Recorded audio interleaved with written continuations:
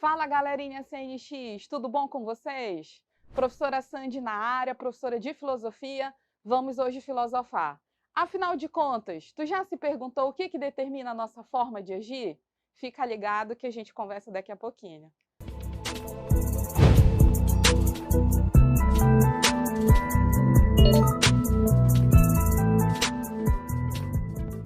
Galerinha, conforme prometido, depois da vinheta, a gente ia falar sobre o que determina a nossa forma de agir. E aí, o que você acha? Qual é o teu palpite? Esse é o capítulo sobre moral e ética. Não dá para falar em filosofia se não falar nesses dois conceitozinhos chaves. Para a gente começar a pensar essa ideia, dá uma olhadinha aqui do lado. Tá vendo essa matéria? Então, o que você acha dela? Carroceiro desempregado devolve nada mais, nada menos do que R$ 7.000 para o dono. Você devolveria? O que determinou a forma dele de agir?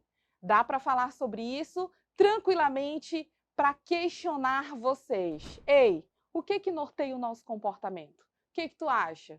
Hein? O que faz a gente agir em sociedade ou enquanto indivíduo? Esses conceitos a gente já mostra moral e ética. Não dá para falar em comportamento, em ação, em agir em sociedade, se não falar dessas duas palavrinhas. Tu sabe o que é moral? Tu sabe o que é ética? Tu sabe a diferença entre eles? Amigo, moral é conjunto de regras. É a nossa vida propriamente em sociedade. É esses costumes destinados a todos nós. Enquanto que ética é ação individual, é aquilo que o ser humano reflete em diante da moral. Não entendeu? Foca na ideia. Moral, regras, coletivo, social. Ética, individual. É como você vai interpretar essas regras e vai agir conforme a moral. Sacaram? A ética é um conteúdo pensado, gesticulado desde muito tempo. Desde os gregos, ali por Sócrates, Platão e Aristóteles, questionaram a questão da importância da ética. A ética, já dizia Aristóteles, é praxis, é prática, é o agir em sociedade. Essa ética está no campo das escolhas humanas. Então, você escolhe seguir de acordo com os valores morais ou não, ok? Diferentemente do campo da natureza, que é esse campo exato, esse campo da physis, que é aquele estudo que a gente viu lá no início com o rompimento do pensamento mítico. Galera, Aristóteles, que é o nosso tiozão da Grécia Antiga, ele simplesmente vai estudar, estruturar, sistematizar todo esse pensamento e construir aí um pensamento sobre a ética na Grécia. Quando ele vai dizer que a ética é a escolha humana, é a praxis humana, ele inaugura um pensamento chamado, pela filosofia, de eudaimonismo, da ideia de eudemonia, que quer dizer no grego felicidade. Então fica ligado, cara. Para ele, a ética é o que vai nortear a conduta humana. Essa conduta baseada sempre na finalidade e sempre baseada no princípio da felicidade. Você quer ser ou quer encontrar o bem comum? Te liga, você vai encontrar, assim, a felicidade do bem viver e do viver coletivamente. Pergunto para você que está aí me assistindo, a moral, a ética, são juízes de fato ou juízos de valor? Tu já ouviu falar nesses dois conceitos? Juízo de fato é tudo aquilo que você constrói ou que você escuta sem qualquer julgamento subjetivo. Os juízos de valor é o oposto. É quando você constrói nesse objetivo uma opinião tua. Então tem julgamentos subjetivos. Pergunto para vocês, quando você olha a imagem e a matéria do carroceiro, tu acha que é um juízo de fato ou um juízo de valor? Com certeza é um juízo de fato, né? Por quê? Pergunto para vocês. Porque a matéria, a informação está ali. Mas a opinião que você vai construir a partir dessa matéria se chama juízo de fato. Você pode chamar o carroceiro de ingênuo, você pode chamar o carroceiro de besta, você pode chamar o carroceiro de qualquer coisa. Isso é uma opinião sua. A ingenuidade, a não necessidade dele devolver o dinheiro. Essas opiniões que já são subjetivas, é o teu olhar sobre o fato, se torna um juízo de valor.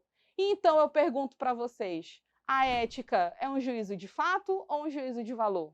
Se você escreveu, se você anotou, se você disse que é um juízo de valor, você acertou. Por quê? Não dá para o indivíduo não colocar a subjetividade dele na ética.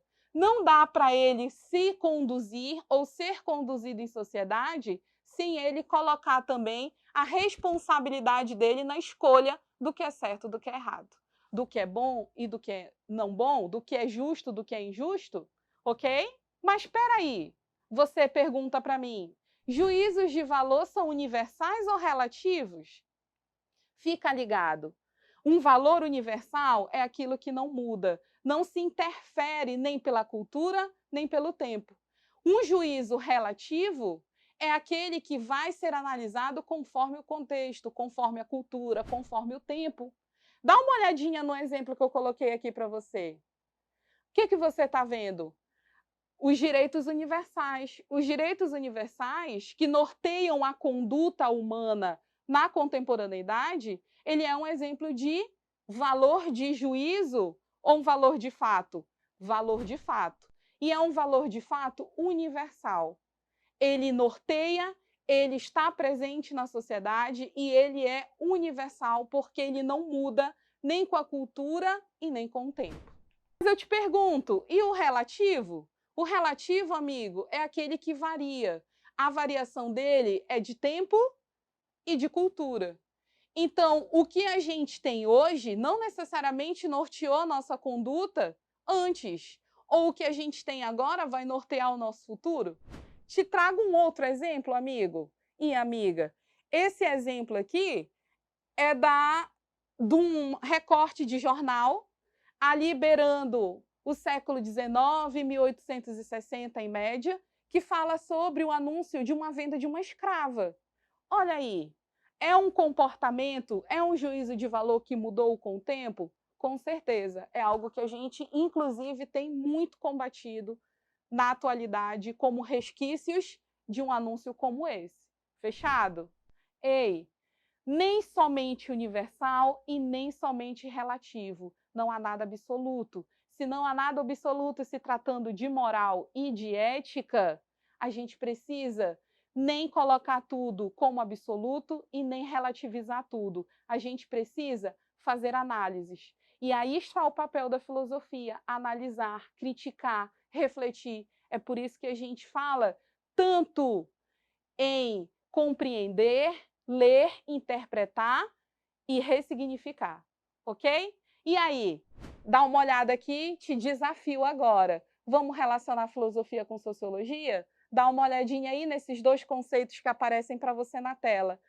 Vamos relacionar moral e ética com a ideia de acomodação e assimilação? Conto com você e a gente se vê em breve.